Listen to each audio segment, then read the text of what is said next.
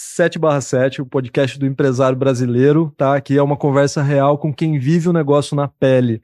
Empresa, caos, disciplina, risco, tudo que um dono que um dono sente e não conversa com ninguém. A nossa comunidade aqui, que já está crescendo ao longo dos meses, quer você também nessa conversa, nesse diálogo, né? Qual é a voz, qual que é a ideia que você vai ouvir ao longo desses 30, 40 minutos de papo aqui que a gente traz todo mês para te dar dicas do que você precisa fazer para virar a tua operação, de como você vai ter uma gestão financeira melhor, de como você vai ter um marketing que dê resultado sem ser um empresário mimado em 2025. Beleza? Acompanha nosso episódio. Aqui hoje no 7/7, primeiro episódio, piloto. Eu sou o Perina. Eu sou o Eric Rubens. Eu sou o Gabriel.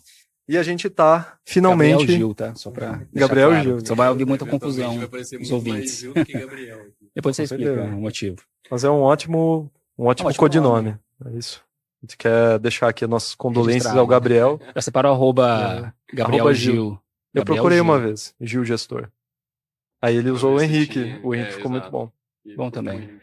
Fazendo um rap aqui, a gente vai falar sobre empresas que vivem a realidade do mercado brasileiro e as dificuldades, os desafios, os riscos, o caos que é entregar todo dia uma parte de si por um sonho. A gente é um podcast especializado em pessoas, em empresas, em donos, e a gente quer aqui sempre trazer a pauta do empresário brasileiro, tá? O que ninguém te conta sobre ser dono. Além do glamour. É isso.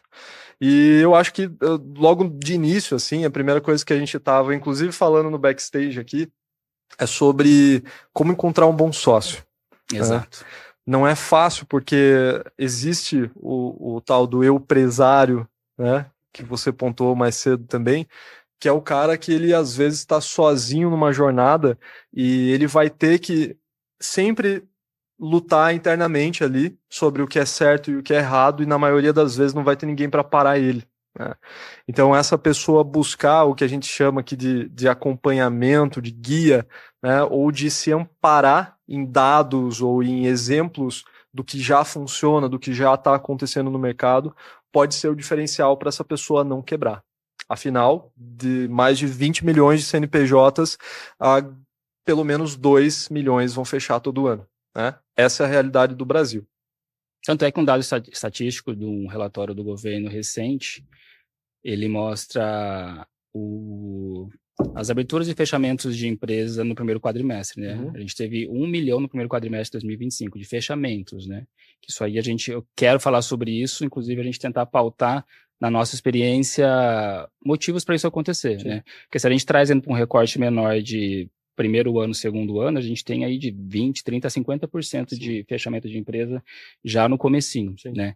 Então, faz todo sentido. Voltando para o sócio, a sociedade tem que ser muito complementar. A gente estava falando mais cedo também sobre o complementar da venda. É muito comum e, na verdade, eu acho que é uma formação que funciona muito bem quando a gente tem alguém que é mais voltado para o artístico, para o marketing, por exemplo, para poder ser esse representante da empresa, né, para ser talvez essa potência intelectual, mas ter alguém muito forte comercialmente, né? Isso é uma estrutura que é sempre o aconselhável, porque o comercial é aquilo que a gente estava comentando também. O comercial é loucura, o comercial é buzina, subir na mesa, e isso é muito difícil ter essa desenvoltura. Então, é muito interessante quando você consegue fazer esse complemento. Mas existem outros que funcionam, né? Sim. Os de vocês, por exemplo, queria que você comentasse pra gente um pouquinho como complementa muito bem vocês dois dentro da sociedade. Cara, para mim esse combo perfeito, ele acontece justamente de alguém que é capaz de olhar para a engrenagem, fazer ela acontecer, e fazer a garantia ali de que vai ser constituída uma visão, tá? Porque é muito diferente você ter uma visão e fazer isso dar certo com mais pessoas do que você só ter uma ideia, né? Muita empresa vai morrer só na ideia, a gente sabe hoje, principalmente a Imersa aqui, né, que é a nossa empresa principal, inclusive a mãe desse podcast, que vai tá olhando para ideias como algo que pode ser testado, validado, né? Existe um medo nos empresários, eu vou até dar uma escapada aqui do tema rapidinho, mas existe esse medo nas pessoas de a ideia ser roubada. Muito cliente chega para nós com cheio de dedo ali, não, por favor, cara, não comenta com ninguém, tá? Vai que alguém abre uma empresa com essa ideia que eu tive. Depois que você está muito tempo na startup, que você já é um founder, que você já viu ideias quebrando, você vai entender que não importa. É o que todo o rios de bilionário vai te despejar ali. Você ter uma boa ideia está muito além de você fazer essa ideia se tornar uma empresa. E aí, voltando para a parte do sócio, algumas requisições aparecem ali, elas vão se revelando ao longo da jornada do o que uma pessoa precisa se tornar para que uma empresa funcione, né? Então, a formação inicial dos sócios, ela não necessariamente, na minha opinião, né, do que a gente vê, do que a gente acompanha, ela não é o que os sócios vão precisar ser ao longo da empresa necessariamente. A gente era super novo, cara, super imaturo para entender a posição de cada um ali dentro. É muito louco, assim, porque a sociedade, ela apenas ser complementar no quesito que cada um vai conseguir fazer muito bem, ainda assim não vai ser suficiente, porque as duas pessoas precisam também conseguirem conviver da melhor forma, né? Então, a gente até teve uma experiência, eu acredito que com uma diferença de tempo ali, mas tanto eu quanto Perina, no passado tivemos outros 2 sócios com negócios que não foram para frente, justamente por essa questão, né? Então, a gente tinha ali tinha um pré-requisito que era aquele cara que era complementar em algo que talvez a gente não conseguia dar tanta atenção, mas ao mesmo tempo não funcionou como sociedade, né? Então, existe, além desse pré-requisito de ser diferente, você também conviver com a pessoa e ela entender e ser coerente nas citações. Eu acho que isso também é uma diferença que muda tudo. Sabe? Você acha que tem que ter afinidade para ser sócio? Não. Não. Eu acho que depois de um tempo, e isso quem foi mostrando para mim, inclusive vou já fazer a primeira citação. Quando uma empresa ela se torna grande demais,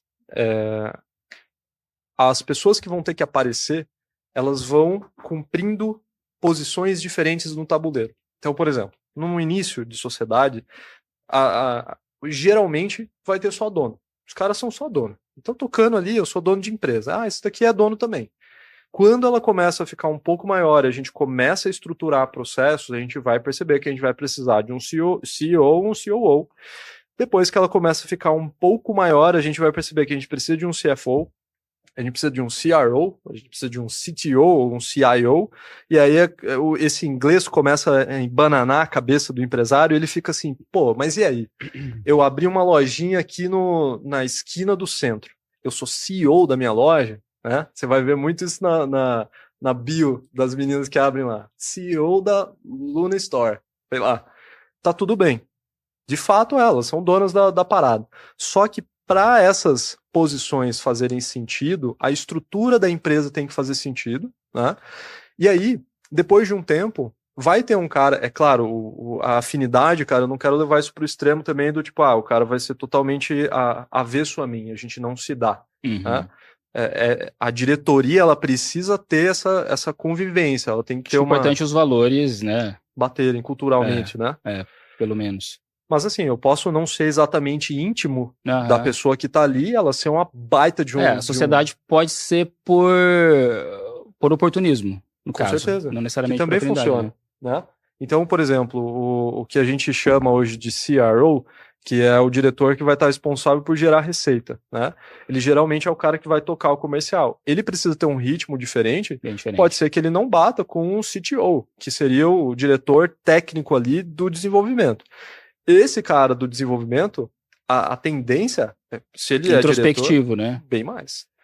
Para ele se tornar um diretor, ele tem que ser mais articulado, de fato. E pensando em larga escala também, chega um momento em que a empresa ela vai ter esses cargos ali de liderança, que esse cara não vai estar diretamente ali, sempre em contato, né? Então, essa diferença ali entre essas pessoas não vai ser tão evidente. É diferente quando você está começando do zero com aquele cara, que desde o início se já não dá certo, cara, é muito mais difícil você conseguir chegar nesse momento em que você ter um CEO, um COO ali, que não bate tanto de frente vai dar diferença, sabe? Eu acho que... Até da metragem do escritório isso muda tudo, né? Porque o early game ali, né, o início do jogo, você vai ter pessoas vivendo praticamente enclausuradas todo dia no mesmo espaço. Aí sim, não tem como não ter afinidade com o Gil, senão a gente vai se matar, cara.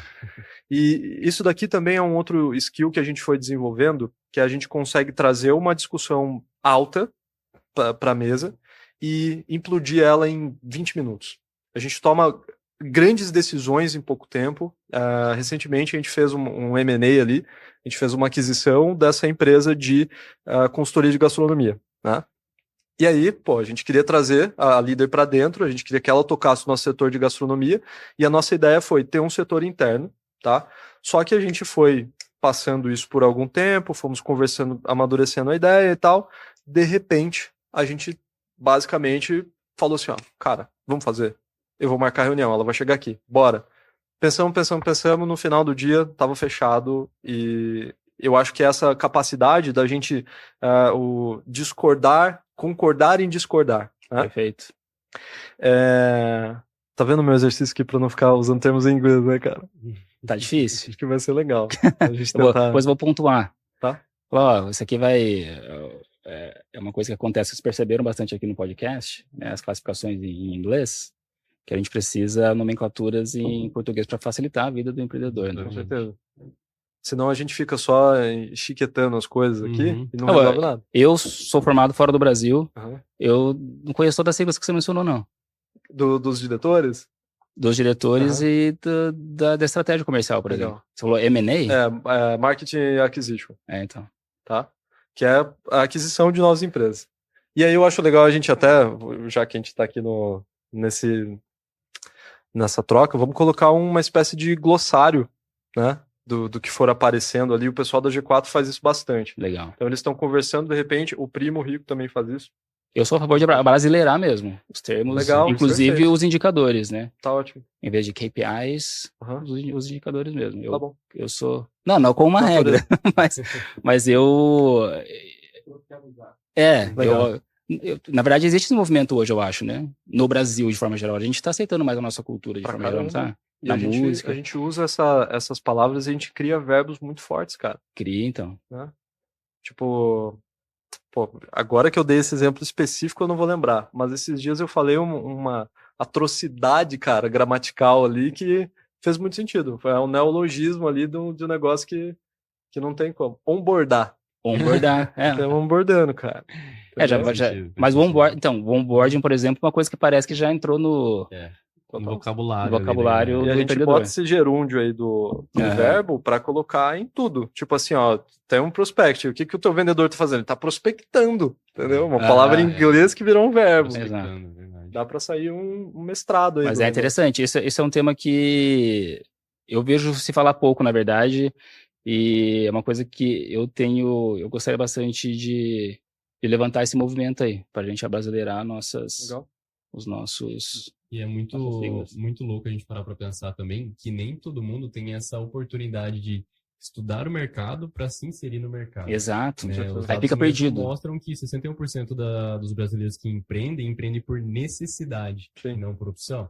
Então, às vezes o cara ele precisou abrir um próprio negócio, porque, por exemplo, iniciou a carreira de trabalho dele numa empresa, numa multinacional, passou ali 10, 12 anos, teve uma crise, acabou saindo, infelizmente se viu ali, tipo, pô, vou agora me formar mais 4, 5 anos, que área que eu gosto, o que eu vou fazer? Vou abrir meu próprio negócio. E aí o cara não tem esse tempo de, cara, deixa eu ver o que funciona, o que dá certo. Eu vou ver o que eu sei fazer, o que eu consigo abrir com o caixa que eu tenho.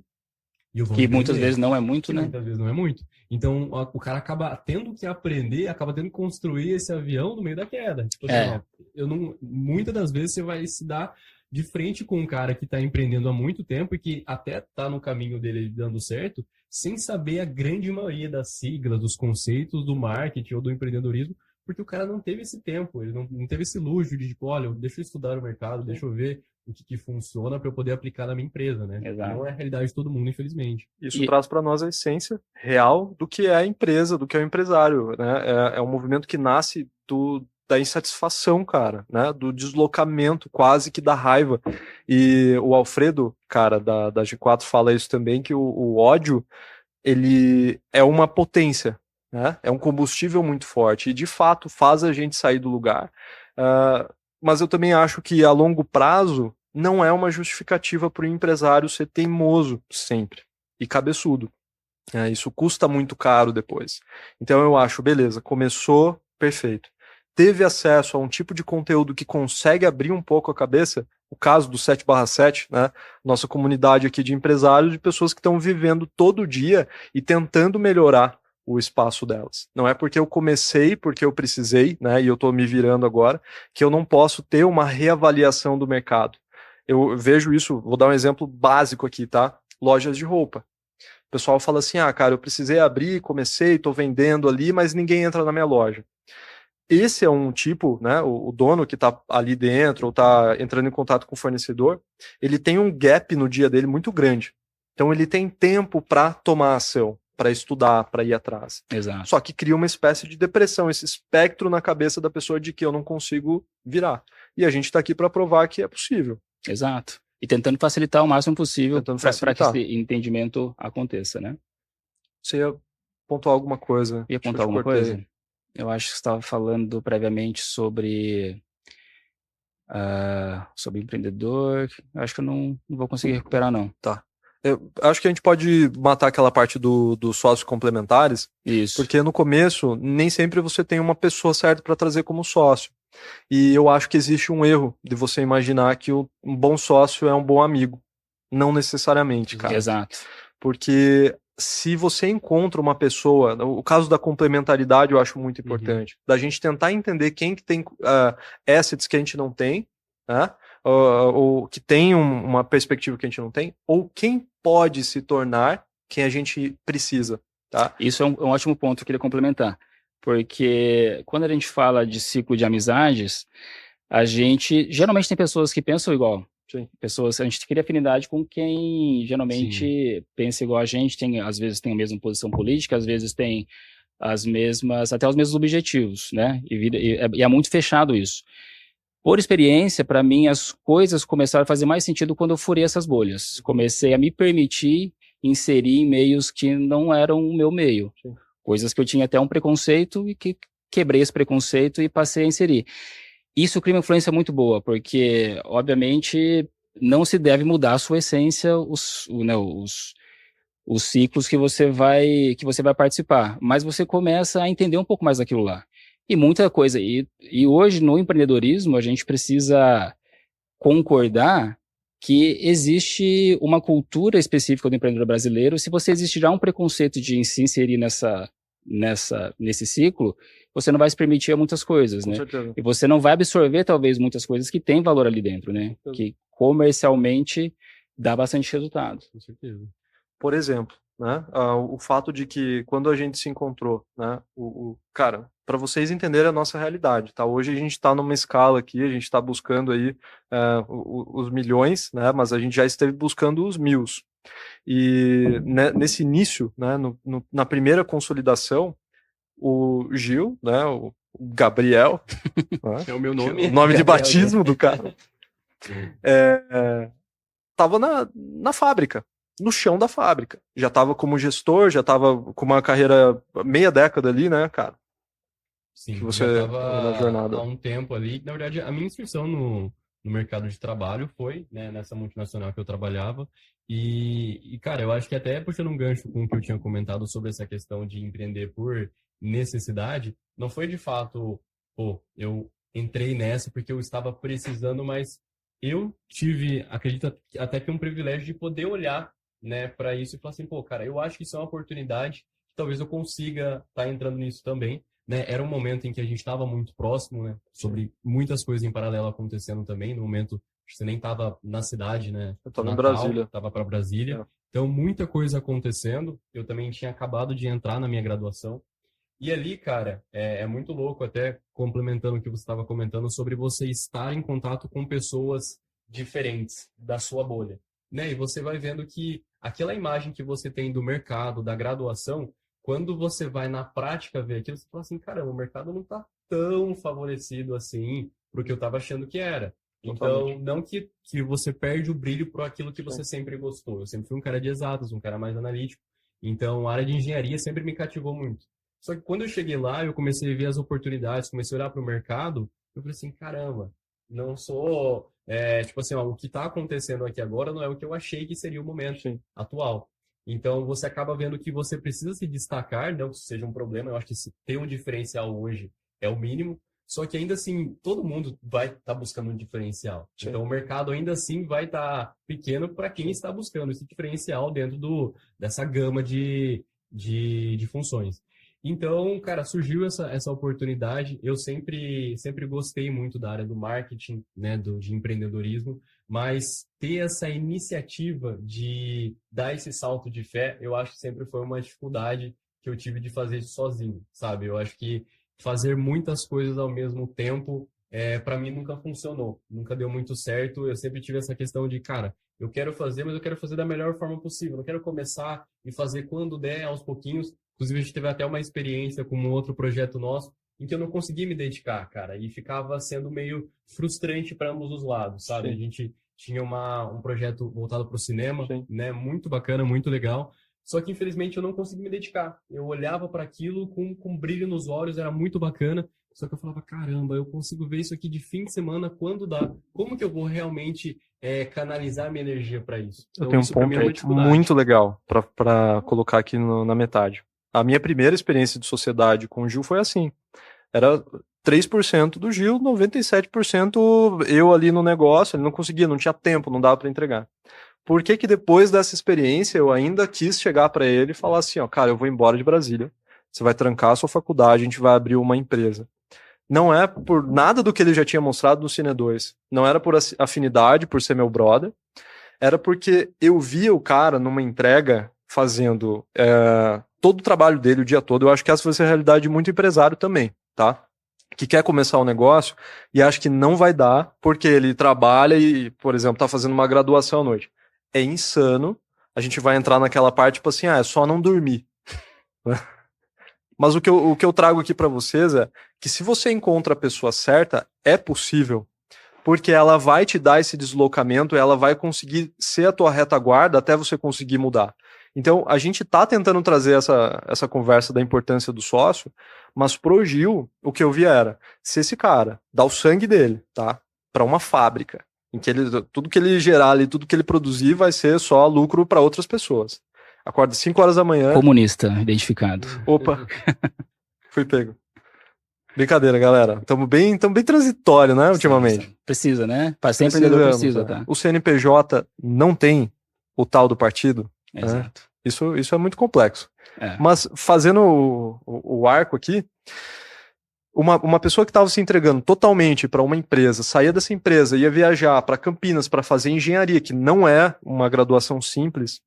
Se eu pegar esse cara, colocar ele para fazer algo que ele realmente é apaixonado, e mostrar os caminhos para ele aprender essa parada, claro, a gente sempre traz muita experiência das coisas que a gente tem vivido, mas é intangível, cara, a distância entre o Gil da Eton pro Gil hoje, né? E assim, uma coisa que eu acho que deu muito certo na época também, é que quando a gente começou, no modelo em que a gente começou, cara, isso foi muito louco, porque o que eu fazia, o que eu estudava, por exemplo, que era gestão de tráfego, foi exatamente a metade da frente que a gente começou a oferecer como serviço. Mas você estudava isso enquanto trabalhava? Porque era o que eu comecei a olhar dentro da graduação. Eu falei assim, cara, que nem eu falei para você, eu comecei a olhar o mercado de engenharia, e lógico, não falando que a engenharia não tá sendo um mercado ótimo ainda até hoje, mas eu falo que eu comecei a ver essa oportunidade dentro do mercado. E eu falei assim, caramba, gestão de tráfego é interessante, né? O quanto eu conseguia alcançar as pessoas, a forma que o Meta trabalhava essa ferramenta eu achei fascinante. Então eu até fazia algo ali de forma autônoma mesmo, e o Giovanni também já trabalhava com a questão de Photoshop e tudo mais. E eu falei, caramba, e isso funcionou muito bem, né? Porque no modelo em que a gente começou a pensar, daria muito certo, porque tanto eu quanto ele, a gente não teria esse conflito de funções, cada um faria uma coisa diferente, e daria muito certo para poder oferecer isso. Então eu acho que um momento favoreceu muito a gente também, e o que cada um estava fazendo, cada um estava estudando ali. Então eu acho que essa questão Porque, por exemplo, se fosse os dois trabalhando com designer, por exemplo, a gente ia ter que se reinventar Complementares. de alguma outra forma, entendeu? Esse é um outro ponto, antes de eu perguntar também qual é a tua história, cara, que eu acho legal a gente colocar aqui. A gente começou como operadores, então eu já tinha os meus clientes em Brasília, vim pra cá, né, eu tava lá morando já com a minha esposa, e aí ele trancou a engenharia, a gente passou 6 meses ali trabalhando igual uns camelos, só que era isso. O que a gente gerava de receita, a gente produzia. A gente não tinha um processo para fazer essa escala. Uma satisfação, imagino, o do Gil de aplicar o que está estudando, né? 100%, cara. 100%. Eu acho que a frustração maior é quando você está aprendendo muita coisa na teoria e você não tem a oportunidade de ficar praticando aquilo. Falava, caramba, será que isso aqui funciona? Porque na indústria seria mais difícil para você, de fato, aplicar a engenharia, né? Exatamente. E o outro lado, e você fez esse páreo entre o casamento e a empresa, se a minha esposa fosse parecida comigo, né, se ela tivesse a mesma... mesmos interesses. Provavelmente eu não sei nem se eu ia estar aqui, sabe? Se eu encontrasse alguém louco como eu pra ir pra cima das coisas como eu vou. Então ela é muito mais comedida, eu já corro muito mais riscos. E esse complemento acaba funcionando porque ele, sendo mais analítico, nunca a cabeça dele permitiria ele sair da Eaton, cara. Para sair de um salário ótimo, com uma estabilidade muito boa, com um plano de saúde, para não ganhar nada, né? Então precisa de, às vezes, um psicopata assim, para fazer esse cara sair. É o que eu tô falando para ti da saída do empresário que já não tem mais horas vagas no dia. E eu preciso de um cara como ele para trazer para mim esses contrapontos. Eu digo para ele assim, às vezes parece que a gente tem discussões, mas elas são só balanceamentos, né? E nesse momento de complementaridade, por exemplo, quando a gente compreendeu isso, a gente também conseguiu, agora, no momento que a gente está, entender que enquanto eu estiver caçando, ele vai ter que estar construindo, e essa parte da visão que eu vou trazendo, o Gil, ele também tem esse dom, cara. Eu acho que se eu encontrasse uma pessoa exatamente igual a mim, a gente provavelmente se mataria. E não daria certo também pela questão de que eu sou um cara muito da gestão de risco, sabe? Se vocês falassem, cara, vamos pra praia, vamos pra Ubatuba, eu vou ficar pensando, tá, beleza, pedágio e tal, que carro que a gente vai. Tipo assim, eu vou ficar aqui planejando cada coisinha ali. É bom ter esse impulsionamento. Até fica, pô, mas e se der errado? Tipo, a gente tem que estar com o step, quantos carros que a gente vai, quantas pessoas que vão. Então, se eu tiver uma outra pessoa que é tão analítico quanto, a gente vai ficar muito mais pela gestão de risco do que, tipo assim, cara, vamos lá, depois a gente vê. Não vai fazer nada, não. Que entra o gancho muito interessante do empreendedorismo, né? Não sei se vocês já ouviram essa expressão de que melhor mal feito que não feito. Com certeza. Né? Que às vezes, você vai esperar até quando ser o especialista para oferecer alguma coisa. Você não vai ser especialista se você não oferecer essa coisa. Você precisa começar com a insegurança de saber que você não domina tudo, mas a experiência te dá esse título de especialista. Com né? certeza. E isso é muito bom lembrar que o 7/7, na verdade, não é, como o Perina mencionou muito bem, não é a filosofia de trabalho enquanto eles dormem, tá? É justamente saber que, em algum momento, para você empreender, você talvez precisa unir duas coisas ao mesmo tempo, para não perder a sua fonte de renda, e vai precisar trabalhar a hora que dá, né? Até ter essa segurança, que é ali mesmo já uma ponte ali para a fase inicial mesmo do empreendedorismo de fato, que é se dedicar àquilo lá. Então existe um ciclo para chegar até ali, né? E é muito difícil. E para a gente hoje, cara, olhar para isso, né? Como o empreendedor ele pode virar o jogo, a partir do momento que a tua empresa é o tal do B2B, né? Que é o business to business. Olha lá ele. Chegamos. Mas é isso, empresário, você também não pode ser teimoso em tipo, não vou nem pesquisar o que é. Dá uma caçada. Não precisa ficar inglesando, mas quando a gente está fazendo um serviço, prestando algo para outra empresa, você começa a identificar problemas nas outras empresas que muitas vezes o próprio dono não vai te deixar resolver. Ele vai se sentir ofendido, vai achar que é uma crítica, ou então essa pessoa que está 10 anos a menos no mercado vai me explicar algo sobre o meu setor. A analogia da árvore, já viu isso? Não. Árvore e floresta, né? Você pega alguém que está na frente de uma árvore dentro de uma floresta. Ela está lá, é o dia a dia dela. Aí você está lá em cima, com aquele distanciamento daquele lugar, e fala, o caminho é pela floresta, é por aqui. A pessoa vai falar, mas que floresta? Só tem uma árvore aqui. Então, o distanciamento, e isso funciona muito bem para mentorias, para consultorias, que é ter essa visão de fora do negócio. E geralmente funciona muito bem. Claro que com a experiência, você vai conseguir aplicar, mas é mais fácil identificar problemas. Às vezes é fácil, às vezes é muito difícil aplicar como resolver isso. Mas é fácil identificar e dar o caminho das pedras, né? Essa foi a virada de chave pra gente. Eu acredito que olhar primeiro no cliente e depois pro produto. Eu acho que isso daqui, se eu pudesse deixar essa contribuição aí para o pessoal do 7/7 que está assistindo, a pessoa, quando começa, ela também olha muito para si. O que eu sei fazer, o que eu entrego, o que é o meu produto, e aí eu vou tentar vender essa coisa. Então ela monta tudo, vai tentar deixar esse pacote perfeito para entregar, e a hora que ela entrega esse pacote perfeito, talvez ela descubra, né? É provável que descubra de fato, que o cliente não precisa disso, ou que o que o cliente precisa é diferente do que ela está oferecendo. E aí, se ela não tiver, né, a humildade de se adaptar, ela provavelmente vai ter sérios problemas no futuro. É o caso das agências tradicionais, né? Parte da Imersa, que é a empresa em que eu e o Gil fundamos e que se transformou ao longo dos anos, parte da nossa guinada ali foi porque a gente entendeu que o nosso cliente precisava de algo que ia além de tráfego pago, ia além da gestão da rede social. Você pode colocar 200 leads na mão de um empresário, ele não vai saber fazer nada com isso, cara. E aí o que ele vai falar? O lead é desqualificado, esse lead não funciona, esse lead não serve, eu mesmo atendo, não é nem atendente.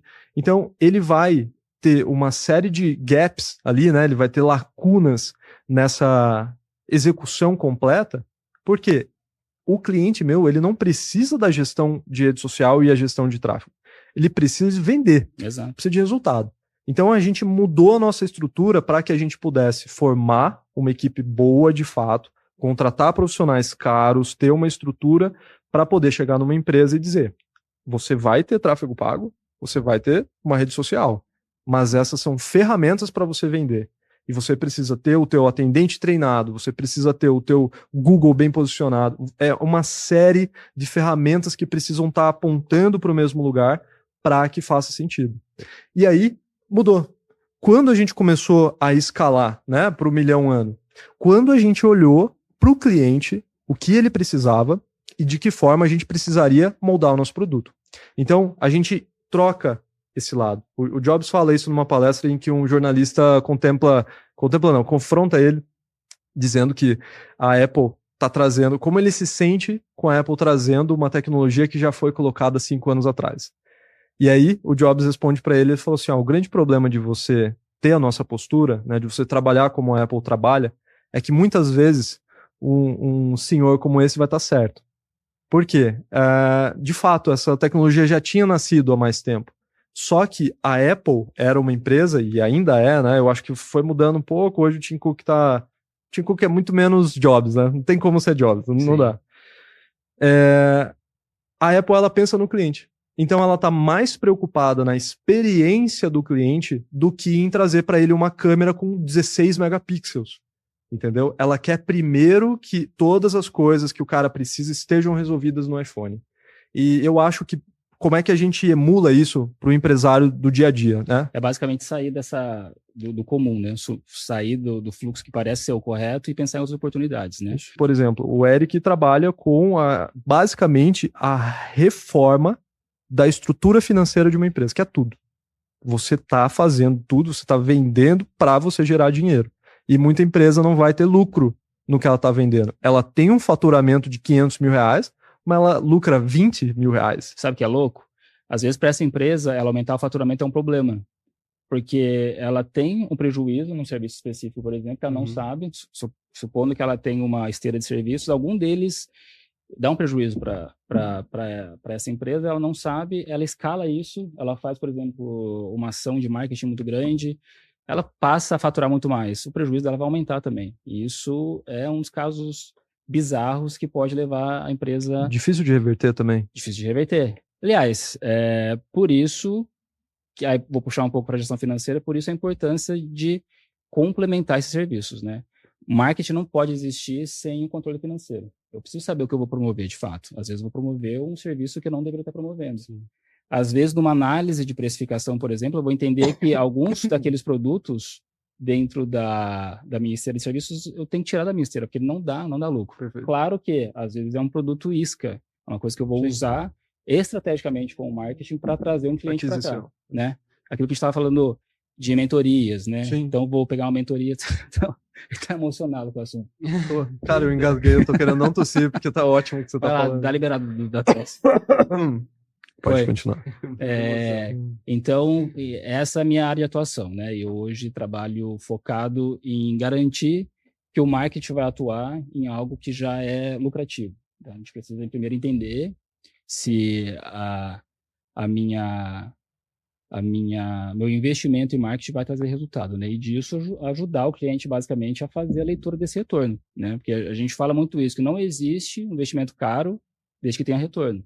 Eu posso contratar, pagar R$10 mil no serviço de gestão de tráfego, posso inserir mais R$15 mil na meta, desde que eu tenha um retorno disso, né?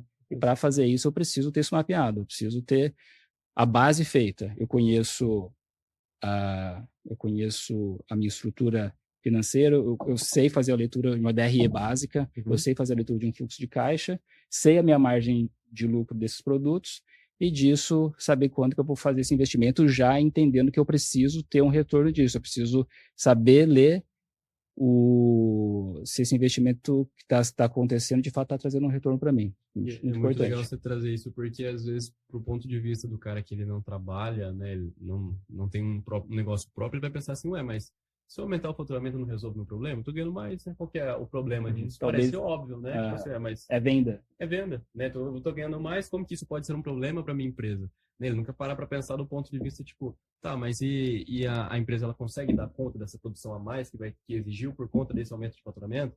Você vai dar conta a quantidade de funcionários? Então, tipo, tem uma série de variáveis que você tem que considerar nessa equação e não só o aumento de faturamento para resolver todo o problema, né? Exato. Até porque eu acho que você vai saber pontuar isso para nós também.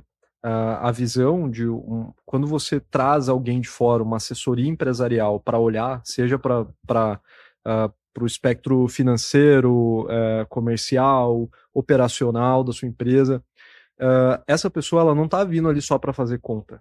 Ela vai trazer toda uma expertise, todo um blueprint ali da coisa, né? Um mapa de outros exemplos de empresas que já quebraram ou que já viraram para a tua empresa. E nesse momento, quando a gente está falando de gestão financeira, a gente não está falando só de economizar ou colocar em algum lugar. É justamente de quais estratégias a pessoa pode definir com o que ela tem agora, que ela pode ter um retorno. O pesadelo do gestor de tráfego, tá? Só dando esse exemplo. Hoje, a grande maioria dos gestores de tráfego não conseguem manter uma pessoa ali por mais de 3 meses, tempo suficiente para ela começar a ter resultado, né? Ou encaixar uma campanha. Por quê?